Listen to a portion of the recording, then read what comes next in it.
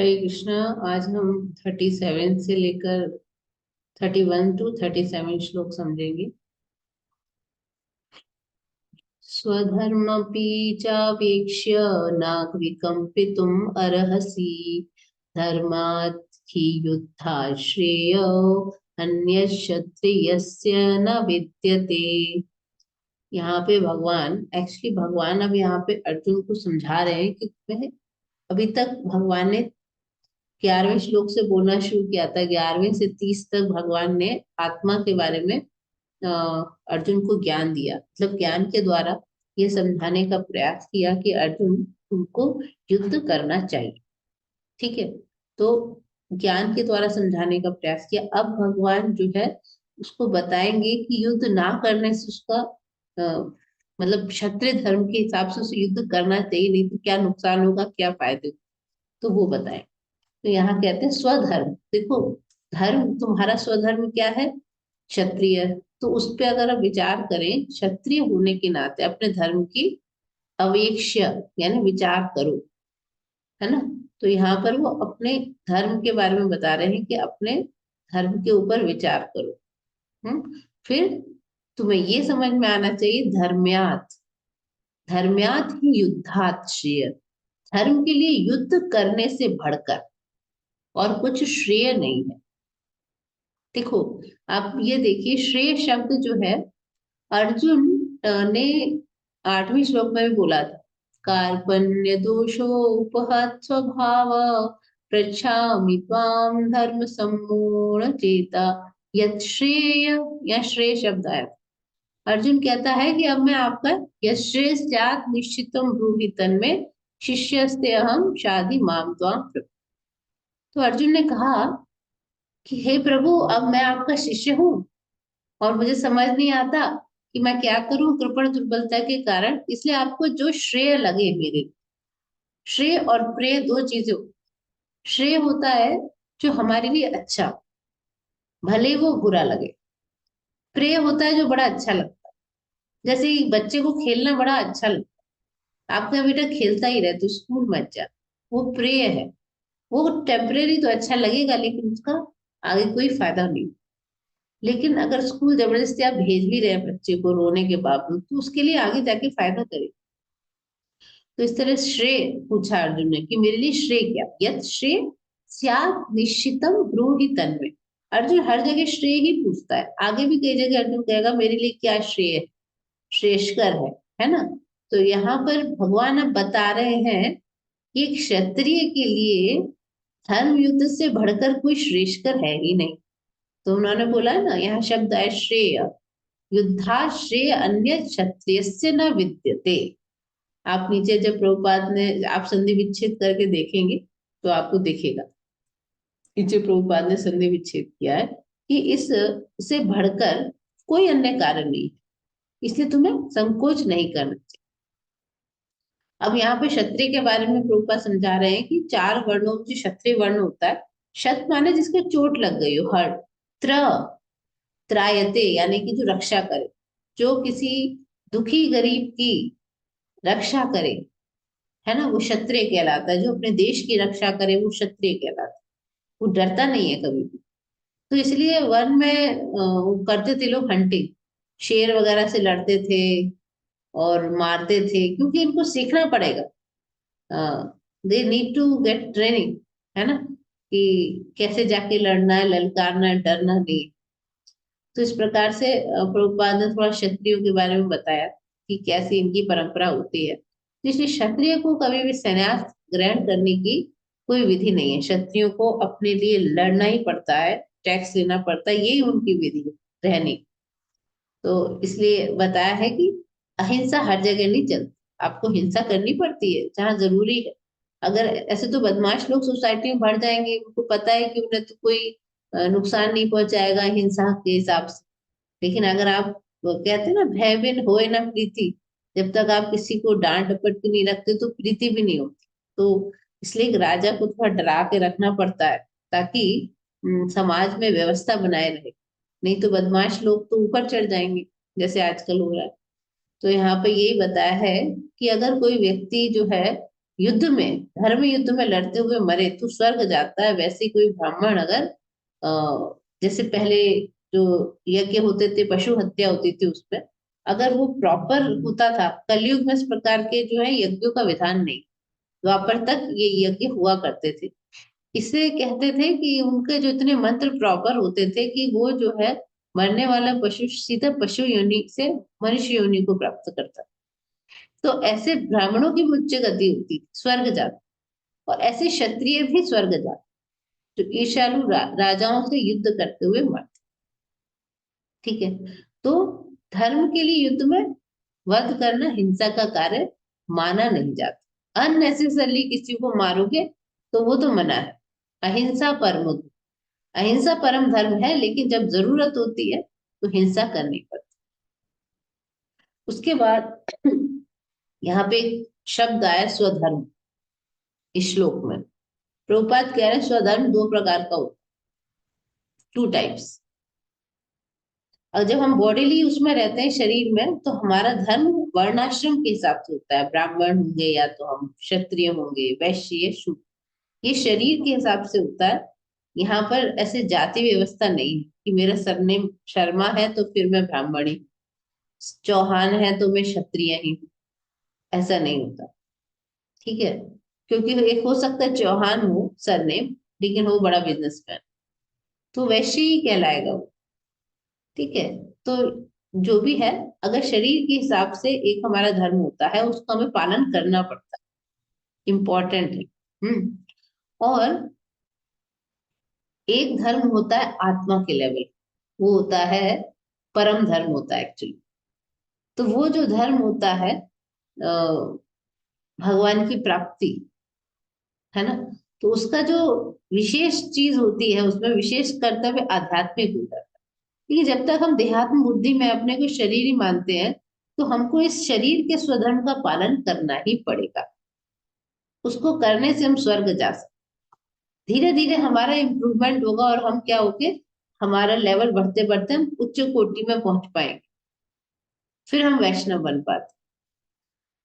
तो यहाँ पे यही बताया है। फिर है 32।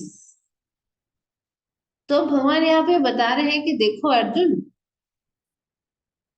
तुम कह रहे थे कि मुझे बड़े नुकसान हो जाएंगे अगर मैंने ये किया तो मेरे एंजॉयमेंट कैसे होगा, हम लोग तो दुखी हो जाएंगे, एंजॉय कैसे करेंगे अगर ये सब मर जाएंगे।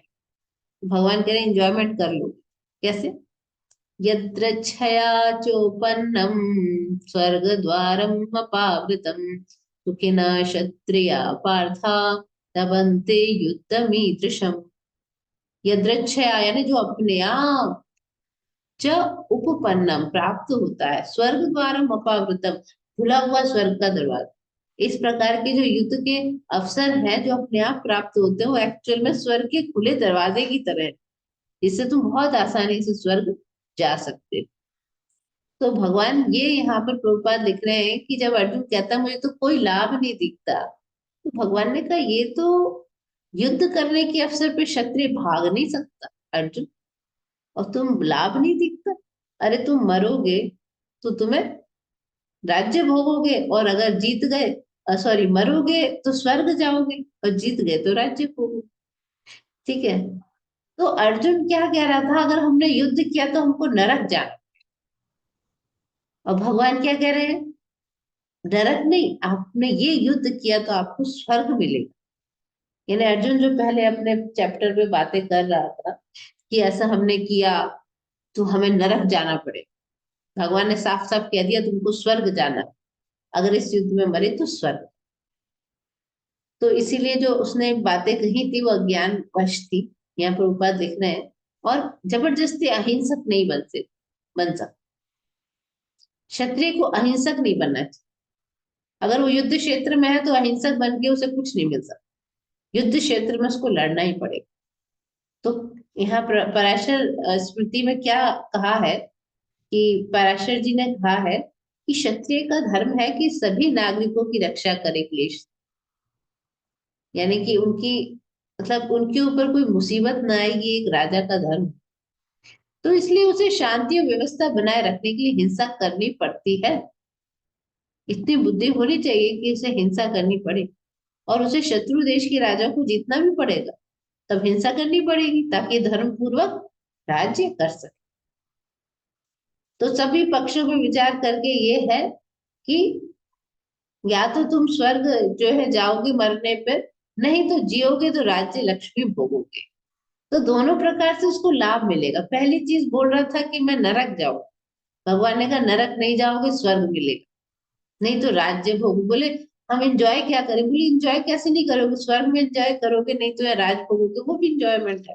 दोनों प्रकार से एंजॉय, दुख की बात नहीं। उसके बाद अर्जुन कहते भगवान कहते हैं अथ चेत्त्वम् इमं धर्म्यं संग्रामं न करिष्यसि तथा स्वधर्मं कीर्तिं च हित्वा पापम अवाप्स्यसि। भगवान कहते हैं अगर तुमने ये स्वधर्म को नहीं किया, ये युद्ध करने का स्वधर्म है तुम्हारा इस समय, तो तुम अपने कर्तव्य की उपेक्षा करोगे और तुम्हारी कीर्ति चली जाएगी, और योद्धा के रूप में अपना यश खो दोगे, पाप लगेगा तुम्हें, पाप लगेगा। अब अर्जुन ने पहले कहा था कि अगर हम इन लोगों को मारेंगे, इन आतताइयों को, तो हमें पाप लगेगा, ये बात बोली थी फर्स्ट चैप्टर। भगवान कह रहे हैं अगर तुमने युद्ध नहीं किया तो तुम्हें अपने कर्तव्य की उपेक्षा का पाप लगेगा। जो युद्ध क्षेत्र से भागता है उसको पाप लगता है, और ऊपर से तुम्हारा यश भी चला जाएगा। अब भगवान यहाँ पे 33 से 37 श्लोक में बताते हैं युद्ध नहीं करने पर क्या तुम्हारे ऊपर बैड इफेक्ट पड़ेगा। ये 4 श्लोक में बताए। तुम्हारा जो यश है ना, कितना अर्जुन का बहुत यश था, उसने बड़े बड़े लोगों को हराया था, ही वाज सो फेमस, तुम अपना यश खो दोगे, भगवान कह रहे। ठीक है, तो यहाँ पे पहली चीज तो भगवान ने उसकी इन बातों को काटा, भगवान ने कहा पाप लगेगा। और इसमें यहाँ प्रभुपाद थोड़ा समझा रहे हैं कि कैसे अर्जुन ने शिव जी को प्रसन्न किया करके पाशुपात अस्त्र उन्होंने प्राप्त किया। और उसके बाद और बहुत सारे, इसे पाशुपात अस्त्र ही नहीं, उसके बाद बहुत सारे देवता उतर के आए। जब शिव जी प्रसन्न हो गए तब उन्होंने दर्शन दिए, बोले अब तुम हमारे दर्शनों के अधिकारी हो क्योंकि आपने शिव जी को प्रसन्न किया। और फिर अग्नि ने एक अस्त्र दिया, वरुण ने दिया, इंद्र ने दिया, सबने अस्त्र दिए, शस्त्र दिए। इंद्र ने उनको स्वर्ग बुलाया और 5 साल वो स्वर्ग में रहे, 5 साल। ठीक है, और वहां उन्होंने बहुत कुछ सीखा, युद्ध विद्या सीखी, और गायन वगैरह भी सीखा जो उनका काम आया। जब वो अज्ञातवास में थे तब वो गायन नर्तन उनको काम आया। और इसके अलावा उनको द्रोणाचार्य आदि उनके गुरुओं ने आशीर्वाद दे रखा। तो इतने वो फेमस थे, इतने लोगों को प्रसन्न किया, देवताओं से अस्त्र शस्त्र ले आए। और उसके बाद अगर वो छोड़ दें, क्षत्रिय धर्म का पालन नहीं करे, एक तो नरक जाना पड़ेगा, पाप लगेगा, दूसरा उनका यश भी खो जाएगा, है ना। तो दोनों चीज हो जाएगी, यश भी खो जाएगा, नरक भी। तो भगवान क्या कह रहे, अकीर्तिम चापि भूतानि कथ कथयिष्यन्ति ते अव्ययाम् संभवात् संभावितस्य चाकीर्तिम मरणात् अतिरिच्यते। भगवान कह रहे हैं कि अकीर्ति जो है ना, एक सेकेंड, अकीर्ति, लोग तुम्हारे अपयश का वर्णन करेंगे अपकीर्ति का। और सम्मानित जो पुरुष होता है उसके लिए तो अपकीर्ति जो है, अकीर्ति, वो तो मृत्यु से भी बढ़ के, मरणात अतिरिच्यते, मरने से भी खराब। मर जाए आदमी कोई बात नहीं, लेकिन उसकी बदनामी नहीं होनी चाहिए, है ना। तो अर्जुन के लिए कितना पॉसिबल होगा, मान लो वो तो कंपैशन के चक्कर में जा रहा है जी, ये तो कंपैशन है, कंपैशन, कोई थोड़ी समझेगा तुम्हें कोई कंपैशन, है ना। तो लोग तो ये कहेंगे युद्ध से भाग, और उल्टी उल्टी बातें करेंगे। किस लेवल का अर्जुन है, सह पाएगा अर्जुन ये सब कुछ? ये सब उसी समय क्षणिक ऐसा लग रहा है, कोई नहीं सह पाता। तो भगवान जो है, अब कोई कह सकता है अर्जुन को क्या फर्क पड़ता है यश अपयश से, वो तो भक्त था भगवान का, हमें तो अपयश की चिंता नहीं करनी थी। नहीं, इस समय उसकी वो ट्रांसेंडेंटल धर्म है, स्वधर्म 2 प्रकार के बताए हैं जैसे। तो जो स्वधर्म इस समय क्षत्रिय का है, क्षत्रिय के लिए फर्क पड़ता है। अगर आप इस प्रकार से, आपकी ये बदनामी है कि आप युद्ध छोड़ के भागे, उससे फर्क पड़ता है ना। तो यहाँ पर बोले कि तुम प्रारंभ में युद्ध छोड़ दोगे, कायर थे, और तुम ये मत सोचो कि जान बचा के भाग लोगे यहाँ से। इससे तुम्हारी बहुत बदनामी हुई। इसलिए इससे अच्छा है कि तुम युद्ध में मर जाओ, लड़ते लड़ते। इस प्रकार से भगवान ने ये अंतिम निर्णय दिया है कि तुम लड़ो, जा पलायन मत करो, मरो भले युद्ध में। फिर क्या कहते हैं लोग, क्या क्या बोलेंगे? भयात् रणात् उत्तरं मंस्यन्ते त्वां महारथा, येषां च त्वं बहुमतो भूत्वा यास्यसि लाघवम्। भगवान कह रहे हैं कि भयात् रणात् उपरतम, लोग सोचेंगे कि तुम भय के मारे ये छोड़ के भाग गए रणभूमि। जिन्होंने तुमको इतना नाम, इतना यश दिया है, जिन बड़े बड़े योद्धाओं ने तुमको मानते हैं, तुम वो भी ये सोचेंगे तुम भाग गए, तुमको तुच्छ समझेंगे, लाखों को कहेंगे ये क्या ही था अर्जुन। यही नहीं, आगे जाके भविष्य में आप सोचिए कलयुग के लोग कितने मूर्ख होते हैं। अगर अर्जुन तो कंपैशन की वजह से छोड़ता, लेकिन लोग तो उसको कहते हैं डर गया होगा, क्या बात का कंपैशन, कौन कितना अच्छा था उस, और ये कितना अच्छा था, दुर्योधन अच्छा। आजकल तो आदत पड़ी हुई है लोगों को बुरे लोगों की बड़ाइयां करने की। दुर्योधन की बड़ाई करेंगे, रावण की बड़ाई बड़ाई करेंगे। खैर ये अलग सब्जेक्ट मैटर है। तो भगवान कृष्ण ने अर्जुन को साफ साफ कह दिया, ये तुम ये मत सोचो, ये जो दुर्योधन कर्ण बड़े बड़े महारथी हैं, वो सोचेंगे तुमने बड़ी करुणा करके, कंपैशन की वजह से इनके ऊपर दया दिखा के छोड़ दिया। वो थोड़ी सोचते हैं कि हमारे ऊपर दया दिखाए, वो तो सोचते हैं हम मार डालेंगे अर्जुन वगैरह। तो वो कह रहे हैं कि वो तो ये कहेंगे तुमने तो डर के मारे युद्ध भूमि छोड़ दी, तो तुम्हारा जो सम्मान है, जो दुश्मन भी करते हैं, वो मिट्टी में मिल जाए। फिर भगवान क्या कह रहे हैं, और बातें बता रहे हैं भगवान। 37 तक बताएंगे, अभी इसमें और बता रहे हैं। अवाच्यवादान च बहून् वदिष्यन्ति तवाहिता, निन्दन्तस्तव सामर्थ्यं ततो दुःखतरं नु किम्। भगवान कह रहे हैं कि अवाच्य वादन, अरे बहुत झूठे झूठे कड़वे कड़वे वर्ड कहेंगे, तुम्हारा वर्णन करेंगे, और तुम्हारी सामर्थ्य का उपहास करेंगे। तब सामर्थ्य, निंदंत, उपहास करेंगे। अरे तुम्हारे इसलिए इससे ज्यादा दुखदाई और क्या हो सकता, किसी के लिए भी बहुत दुखदाई हो। तो वो बहुत हैरान थे कि तुम किस बात का कंपैशन दिखा रहे हो, है ना। तो उन्होंने अनार्य बताया था, इस ये जो है ना, बोले मिसप्लेस्ड है ये कंपैशन, तुम इन्हें मरने से बचा सकते नहीं, इनको मारने से तुम्हें पाप नहीं लगेगा, ना मारने से लगेगा, युद्ध के भागने से तुम्हें पाप लगेगा। तुम जो है सुखी नहीं हो सकते, दुखी रहोगे। लोग तुम्हारी अकीर्ति का वो करेंगे, अपयश का वर्णन। ठीक है। और ये सब बातें भगवान ने बताई। तो अब भगवान बता रहे हैं कि क्या, अब अपना फाइनल डिसीजन इन्होंने 37 में बोला। हतो वा प्राप्स्यसि स्वर्गम, जित्वा वा भोक्ष्यसे महीम्, तस्मात् उत्तिष्ठ कौन्तेय, युद्धाय कृत निश्चय। बोले हे कुंती पुत्र, अब हतो, अरे मर जाओ तो क्या होगा, प्राप्स्यसि स्वर्ग, स्वर्ग प्राप्त कर। हतो वा प्राप्स्यसि स्वर्ग, जित्वा वा भोक्ष्यसे महीम्, जीत गए तो राजा बनोगे। महीम माने राजा, है ना। मही माने पृथ्वी को भोगते हैं जो, महीपति, महीपति माने राजा, मही माने पृथ्वी, तो महीम। तस्मात् उत्तिष्ठ कौन्तेय, युद्धाय कृत निश्चय। तो यहाँ पे बोला है युद्धाय कृत निश्चय। ठीक है, तो ये भगवान ने अपना फाइनल वर्डिक्ट दे दिया कि अगर तुमने, इसलिए तुम तस्मात् उत्तिष्ठ, इसलिए उठ जाओ और क्या करो, युद्ध के लिए क्या करो, प्रयास करो। इसलिए आप उठ जाओ अर्जुन, और युद्ध के लिए क्या करो, प्रयास। ठीक है।